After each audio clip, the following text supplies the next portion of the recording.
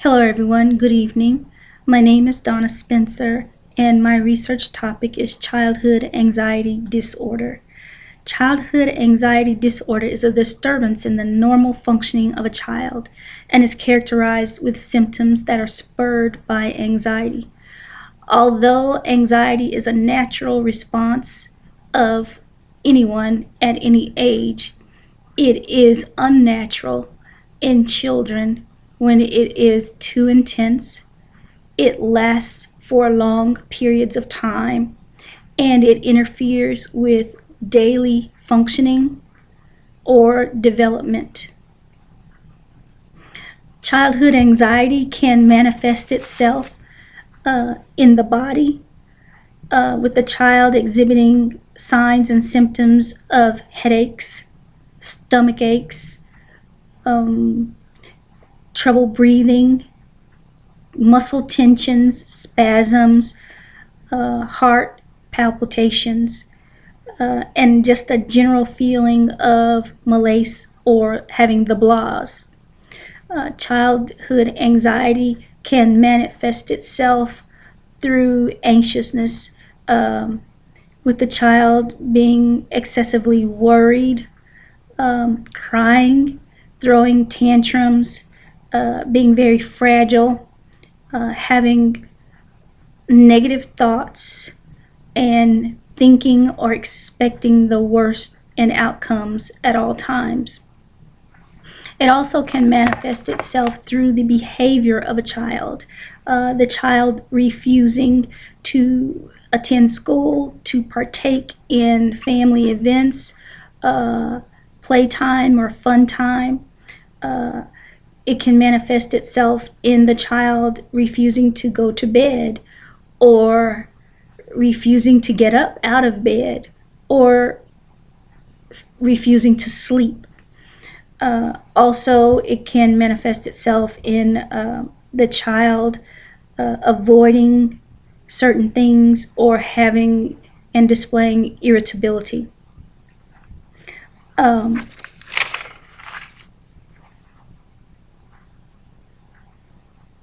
Childhood anxiety can also manifest itself in separation anxiety. The child can have anxious feelings and worries about being separated from his or her loved ones, parents, or caregivers, and or friends.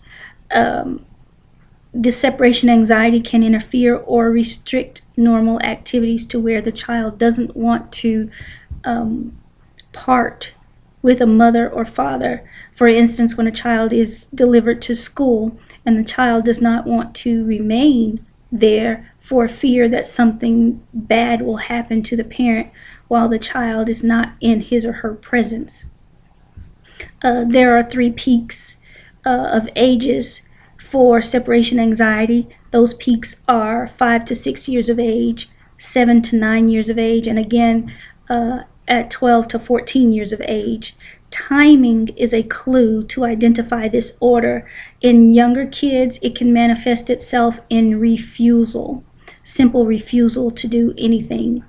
And in older kids, it manifests itself with the child believing that something bad is inevitably going to happen, although imminent danger is not a threat. Some body signals for separation anxiety would include crying, being clingy, having tantrums, and difficulties with sleep. Phobias are another component of childhood anxiety disorder. Phobias generally begin approximately at the age of 7. However, they can begin much earlier for some. Phobia is a severe fear or an intense and unreasonable fear of a specific object or situation. Phobias are extreme anxiety responses towards something that is not causing immediate danger. Phobias can interfere with life and progress or development.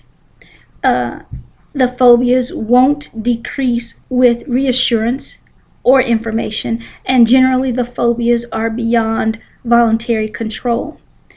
Phobia can manifest itself in younger children by immediate or concrete threats such as spiders, fear of spiders, darkness, loud noises, animals, monsters, or even costume characters or mascots. Phobias, can manifest itself in older children through fear of injections, inoculations, or needles, fear of going to the dentist, fear of natural disasters such as tsunamis or tornadoes, hurricanes, floods, and even mudslides.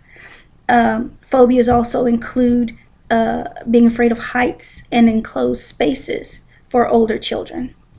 Some of the symptoms of phobias are increased heart rate, shallow breathing, fear of choking, sweating, trembling and shaking, chest pains, upset stomachs, numbness, chills, hot flashes, or even being flushed.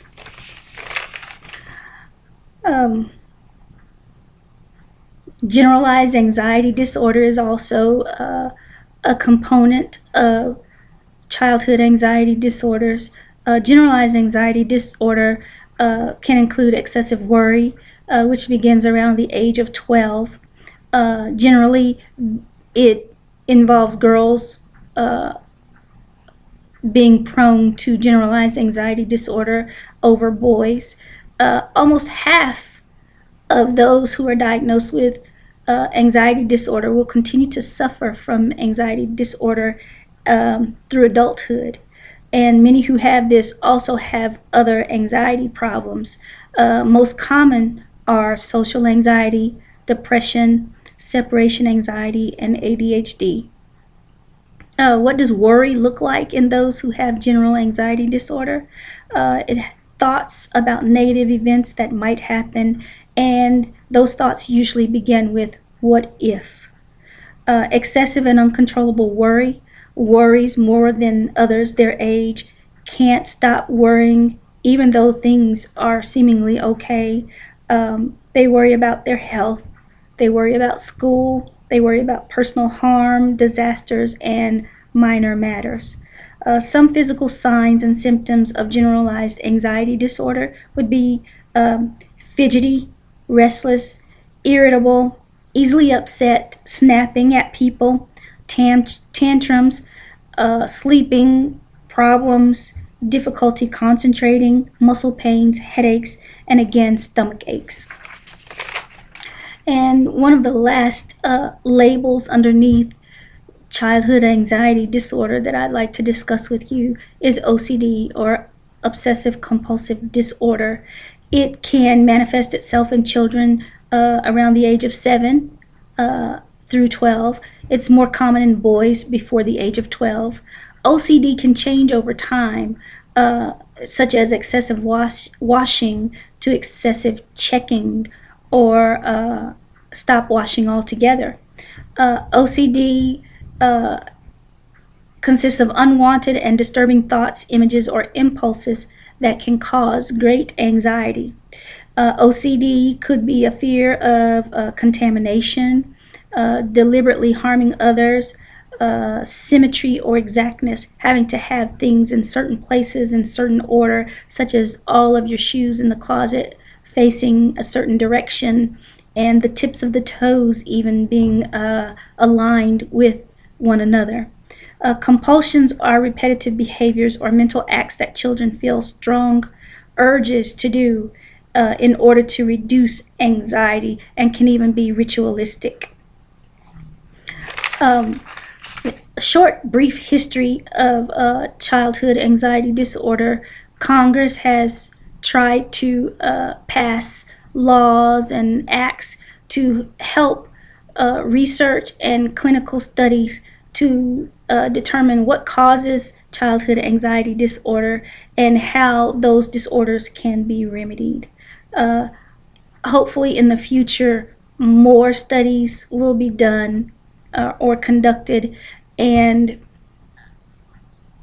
the groups that are studied will be inclusive to cover all children, so that we are not just focused on one set of individuals, being predominantly white, usually in the test groups, because all children need help and all children suffer from anxiety, and we really need to know how to address all of their needs and find the underlying causes for the anxieties. Thank you for your time.